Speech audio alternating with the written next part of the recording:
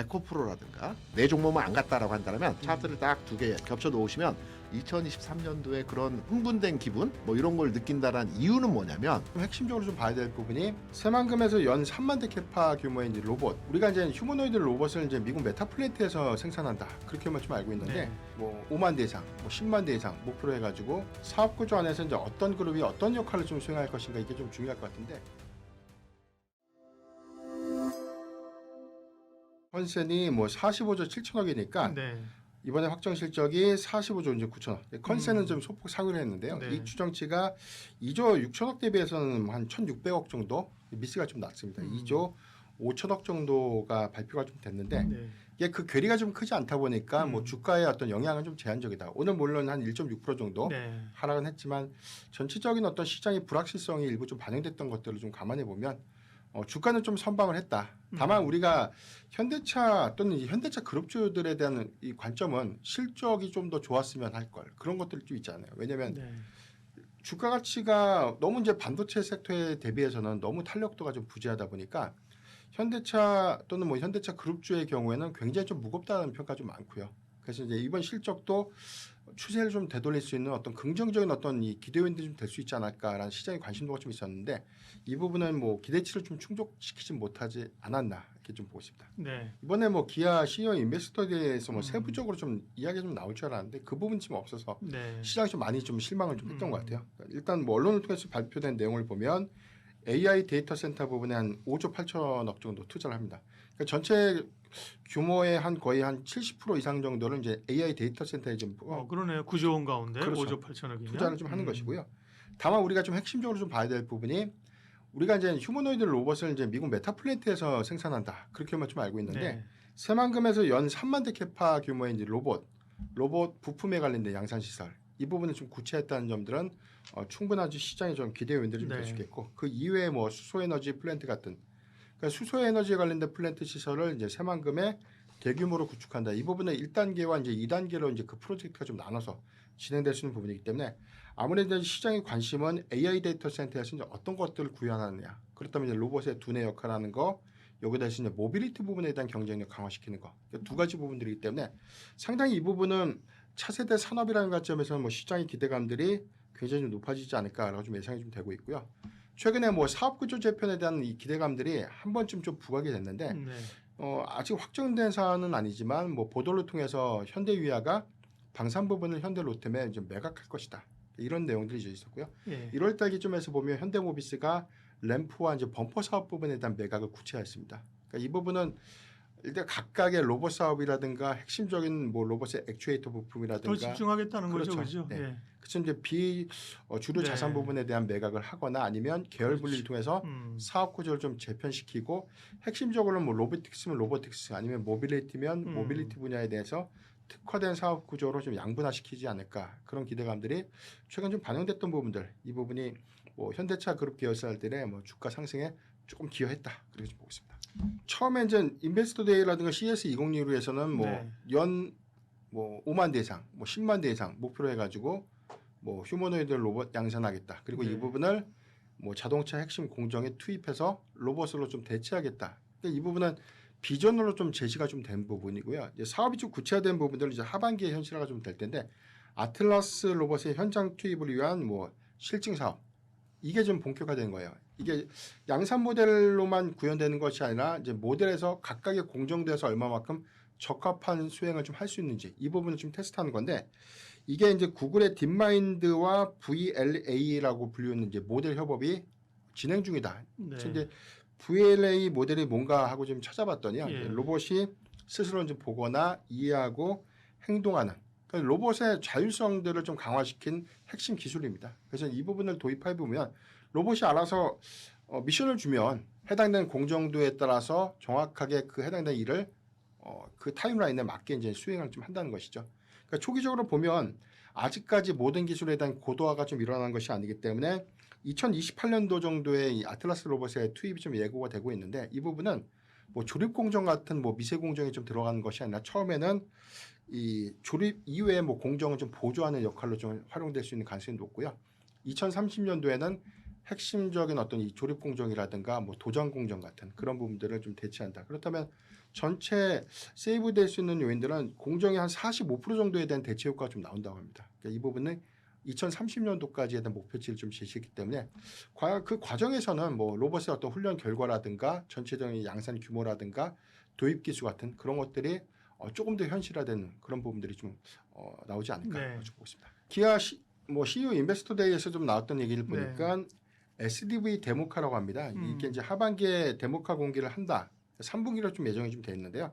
그러니까 이 부분이 왜 중요했냐면 뭐 소프트웨어 중심의 전용 차량인데 그 전에는 내연차 안에서에 대한 기능들이 이제 보조적으로 좀 탑재가 됐지만 이 부분은 거의 뭐 90% 이상 정도에 대한 연동 효과를 좀 가져가는 것이죠. 그래서 소프트웨어가 차량의 이제 모든 기능들을 다 통제하고 제어하는 그런 부분들이기 때문에 이 부분은 자율주행에 뭐 직결될 수 있는 어떤 모멘텀이기 때문에 뭐 시장에 어떤 충분한 좀 기대치가 좀 될 수 있겠고 데모카는 거의 샘플링 이전에 양산 이전에 대한 어떤 구현 차종을 의미하기 때문에 아마 데모카에 대한 세부 스펙이라든가 사양들이 오히려 좀 기대 요인들이 좀 될 수 있겠고 전체적인 어떤 모델 양산은 2027년도에 이제 초기 모델 양산이 좀 진행 중이고요.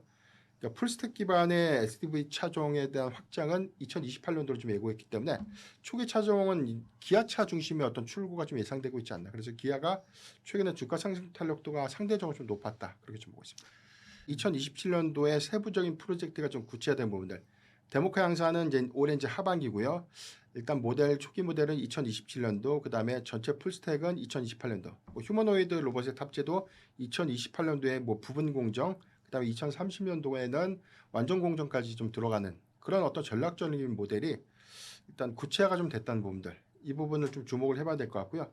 사업 구조 안에서 이제 어떤 그룹이 어떤 역할을 좀 수행할 것인가 이게 좀 중요할 것 같은데 그 이전에 뭐 추정치를 보면 뭐 액추에이터가 뭐 현대모비스, 그다음에 현대위아는 로봇의 본체라든가 뭐 일반 부품들, 그다음에 현대오토에버가 뭐 로봇의 관제라든가 유지보수, AS 같은 것들을 좀 네. 맡아서 한다. 이렇게 좀 알려졌는데 그러니까 이 부분은 조금 더 디테일한 어떤 부분으로 다시금 좀 재편될 수 있다. 그러니까 이 부분은 주목을 좀 해봐야 될 것 같고 대체적으로 보면 속도감 있게 좀 추진했을 부분은 어떤 기업들이 더 좋다 나쁘다를 좀 가져가기보다는 그룹의 각각의 어떤 특화된 기술 안에서에 대한 어떤 가치 반영을 좀 이룰 수 있기 때문에 그 관점에서 보면 저는 현대모비스를 좀 우선적으로 좀 봐야 되지 않을까. 뭐 지배구조의 최상단에 좀 있기도 하지만 이제 하반기에 뭐 올해 이제 상반기죠. 주가 누르기 방지법에 대한 이야기가 좀 나오고 있고 상속세법을 좀 개정해서 굉장히 좀 극도에 낮아진 PBR을 좀 정상화시키겠다는 정부 의지가 좀 반영이 되면 현재 PBR이 한 0.6배 미만 정도에 좀 수립이 좀 돼 있습니다. 이 가치가 일단 PBR을 뭐 최소 0.8에서 0.9배로 좀 픽스를 할 경우에 가치에 대한 어떤 반영 부분들을 좀 고려했을 때 한 20% 정도에 대한 주가 수익률이 좀 반영이 돼야 된다. 그리고 그 이후에 정상적인 밸류 가치를 좀 반영시키면 적정 PBR을 한 1.8배로 좀 보기 때문에 2배 반 이상의 주가 상승률을 기대해 볼 수 있겠다라고 보고 있고요. 뭐 계열사 종목 안에서 뭐 현대오토에버도 좀 봐야 될 것 같은데 올해 이제 하반기 실증 사업 부분에 대한 시공이라든가 관제 업무에 이제 투여가 됩니다. 이 부분은 로보틱스에 관련된 구체화된 매출이 이번 하반기에 조금씩 이제 잡혀가고 있는 구간이고 SDV 데모카의 출시 부분들은 차량용 이제 소프트웨어 부품들에 대한 유입량이 높은 현대오토에버의 외형 확장 관점에서 충분한 좀 기대 요인들이 될 수 있겠다라고 보고 있습니다. 말까지만 놓고 보게 되면 소재주들이 강했습니다. 그리고 올해 들어서 1, 2, 3월까지에서는 좀 쉬는 과정들이 전반적으로 동조화 현상을 보여줬죠. 최근에는 셀사들이 강합니다. 이유는 단명합니다. 지난해 연말까지 해서 셀사보다는 소재사가 강했던 것은 리튬 가격의 반응이었습니다. 최근에 리튬 가격이 20만 위안을 돌파했거든요. 그러니까 리튬 가격을 간단하게 정리해드리면 지난해 5월에 5만 위안이었습니다. 이게 10만 위안으로 9월, 10월에 넘어왔고요. 15만 위안, 16만 위안 정도 수준을 지난해 연말에 도달을 했습니다. 올해 들어서는 18만 위안에서 14만 위안까지 3개월 동안 박스에서 등락을 계속 보여줬어요. 그러면서 최근 지난주에서부터 이게 19만, 20만 돌파하는 모습들을 보여줬거든요. 시간이 되실 때 한번 우리 애청자 여러분께서 에코프로라든가 뭐 에코프로 BM도 비슷합니다. 에코프로가 좀 더 타당성 있는 그 설득력을 가지고 주가 움직이를 보입니다. 인터넷 들어가시면 리튬 가격을 조회하실 수 있습니다. 그러면 차트를 딱 두 개 에코프로와 겹쳐 놓으시면 가격도 비슷하고요. 움직임 자체도 거의 비슷합니다. 그래서 이 부분은 무슨 말씀이냐면 소재사는 재고 물량에 대한 가치 평가 이익이나 손실로에 처리되는 부분들이 있기 때문에 소재사들은 리튬 가격과 굉장히 반응도가 빠르게 진행되어진 형태로 가격 형성을 만들어냅니다. 그래서 앞서 말씀드린 것처럼 리튬 가격이 박스를 돌파했기 때문에 이제 소재사들이 따라갈 거예요. 그리고 제가 앞서서 이산화탄소 업종의 종목들을 판단하면서 2023년도에 그런 뭐 흥분된 기분 뭐 이런 걸 느낀다라는 이유는 뭐냐면 그동안은 이산화탄소 업종의 종목들이 차별화가 굉장히 강했어요. 지금 우리 박사님께서 셀사와 소재사만을 비교 대상 말씀해 주셨는데 네. 이외에 음극재라든가 뭐 기타 등등의 예를 들어서 코스모 신소재라든가 롯데 머트리얼즈라든가 네, 뭐 동방 뭐 그렇게 보면 뭐 전해질 뭐 많잖아요. 네. 이 종목 다 못 갔어요. 그렇죠. 네. 이 종목들은 바닥 대비해서 조금 올라왔지만 다른 소재사나 셀사에 비해서도 주가 철저하게 배제된 상태에서의 흐름들을 보여줬거든요.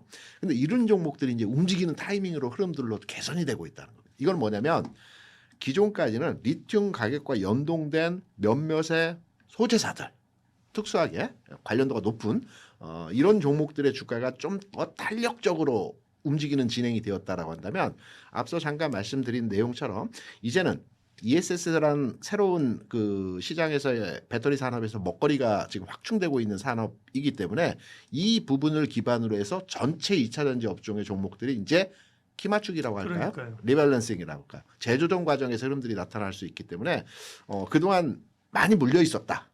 2차 전지 업종의 종목들에 대해서 내 종목만 안 갔다라고 한다면 이걸 교체 매매하기보다는 저는 이 종목들이 갈 타이밍이 왔다라는 겁니다. 그래서 2차 전지 전체적으로 지금 분위기가 개선이 되어지는 형태로의 진행이 되어지는 타이밍이기 때문에 상당히 긍정적으로 판단하는 내용에서 해당 업종의 종목들을 해석을 하고 있습니다. 네. 그게 양극사의 네. 대다수이고요. LNF를 지난주에도 말씀드리면서 먼저 치고 나가긴 했지만 늦게 출발해서 가격차의 그 도달률은 거의 비슷하다라는 측면인데요. 앞서 잠깐 ESS가 앞으로 새로운 2차 전지 산업에서 큰 먹거리가 된다라는 게 ESS는 결국 LFP로 생산이 되어지는 네. 부분이기 때문에 당연히 LNF가 여기 가장 수혜가 큰 종목일 수밖에 없는 거고요. 그리고 이제 국내사들이 다 LFP 산업에 다 뛰어들었지 않습니까? 그래서 올 하반기나 내년 초 되게 되면 다 양산에 다 각각 진입할 수 있다라고 보고 있습니다. 그러니까 딱히 LNF만 LFP를 생산한다라고 볼 수는 없고 이제 양극재사들 뭐 다 그 관련한 LFP 산업에 뛰어들었기 때문에 이제 점진적 키 맞추기의 과정들이 다 진행될 것 같습니다. 그래서 탑픽으로 본다라면 이제 2차 전지 업종의 종목들은 이제 가장 선호도가 개인들 중심으로 해서 진행이 되고 있고 개인들 중심으로 해서 선호도가 높은 종목은 에코프로 관련주가 아닐까라고 생각을 합니다. 올라가는 측면에서의 전환점이 되어졌죠. 그러니까 코스모 신소재, 에코프로 머티, 롯데 머트리얼즈 뭐 등등등 이런 관련 종목들이 그동안 안 움직이다가 이제 막 추가적으로 올라가는 형태이기 때문에 보유 관점이 맞고요. 최선호주로 판단한다라고 한다면 질문하신 거에 대해서 시장에서 가장 부각을 나타내고 있는 중심축에 있는 큰 종목 중심으로 해서 말씀을 드린 부분입니다. 전체적으로 앞서 이제 최근에 주가 수준에서 가장 강한 종목들을 보게 되면 그 케이스를 만드는 그러니까 장비 서진 시스템 이런 거? 그렇죠. 서진 네. 시스템도 케이스를 만드는 회사이고요. 서시스템 이외에도 이제 상신 EDP라든가 네. 또는 이제 엠플레스라든가 네. 이런 종목들이 부품과 장비 또는 케이스 관련한 산업의 종목들이고 아마 주가가 이들 종목들이 꽤 올랐을 겁니다. 최근 상황 하에서 꽤 네. 올라가고 있는 추세적 흐름들을 보여주고 있는데요. 먼저 지금 선반영되고 있는 흐름들로 진행이 되고 있지 않나 이렇게 생각합니다. 네. 전고체 내에서 이스페스타시스 주가가 굉장히 탄력적이지 이 않습니까? 스페셜티. 네, 스페셜티 케미칼 네. 전고점 돌파했지 않습니까? 네. 물론 이제 삼성 SDI가 여러 그 재료 가치를 보유해서 주가 상승도 있겠지만 여기에 전고체도 포함되어 있는 내용이거든요. 그렇죠. 그래서 이수 스페셜티 같은 경우에도 고점 돌파하면서 가장 탄력적입니다. 그 여러 소재사 관련해서 내용들을 보게 되면 전고점을 돌파한 종목은 거의 유일하거든요. 그래서 전고체의 흐름들은 여전히 유효한 그 재료 가치 측면에서의 내용이고요. 앞서 뭐 CIS라든가 뭐 여러 종목들의 내용들을 말씀드렸지만 이 종목들도 다 전고체 관련성을 가지고 있는 종목들이기 때문에 전고체는 계속 유한한 재료 가치로서 시장에 영향도를 주는 내용으로 진행이 되어지지 않을까 생각합니다. 고점부에 대한 판단을 어렴풋이 말씀을 드리면 제가 지난 시간에도 잠깐 말씀드린 것 같지만 대표 종목 에코프로를 기준으로 말씀드리면 최근 에코프로가 지난해에서부터 5만 원, 9만 원, 뭐 13만 원, 뭐 19만 원 이렇게 해서 고점이 한 30%씩 높아졌습니다. 그러면 우리가 여기서 추정해서 다음 고점을 추정을 해보게 되면 고점은 당연히 돌파하고요. 19만 원대에서 한 25만 원 정도까지의 30% 가중치를 두어서 19만 원에서 그러면 25만 원, 26만 원의 고점의 부분으로 판단할 수 있는 가격 수준이 되어질 수 있기 때문에 고점 당연히 돌파한다라는 가정으로 25, 6만 원까지의 목표치로 추정해서 판단하시면 되지 않을까 이렇게 생각합니다.